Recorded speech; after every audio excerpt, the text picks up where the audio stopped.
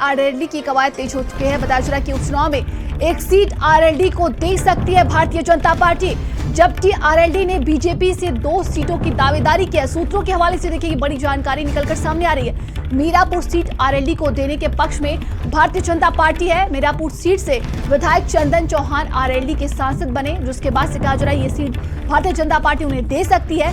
Mirapur seat ही RLD को देने के मूड में है भाजपा। तो देखिए हाल ही में आरएलडी के राष्ट्रीय अध्यक्ष जयंत चौधरी ने मुख्यमंत्री योगी आदित्यनाथ से मुलाकात की थी, जिसके बाद से कहा जा रहा था कि यूपी में जो उपचुनाव होने वाले हैं सीटों को लेकर मुख्यमंत्री योगी आदित्यनाथ से उन्होंने मुलाकात की है। लेकिन कहा जा रहा है कि आरएलडी को एक सीट देख सकती है भारतीय जनता पार्टी। और ज्यादा जानकारी के साथ संवाददाता संजय हमारे साथ जुड़ गए हैं। संजय, कहा जा रहा है कि 2 सीटों की डिमांड की जा रही थी, लेकिन भारतीय जनता पार्टी की तरफ से एक सीट दी जाएगी आरएलडी को।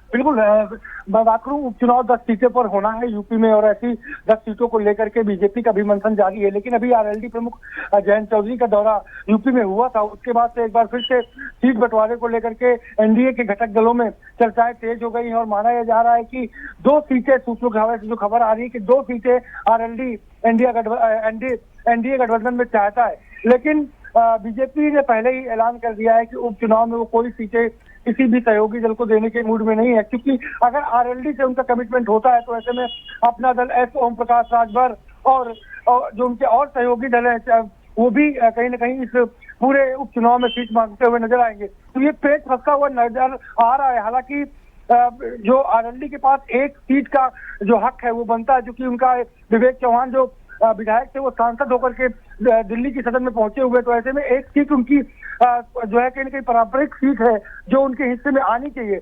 लेकिन अभी तक के जो हालात बन रहे हैं वो एक ही सीट के बनते हुए नजर आ रहे हैं। जी नंदिनी जी, तमाम जानकारी के लिए बहुत बहुत धन्यवाद आपका।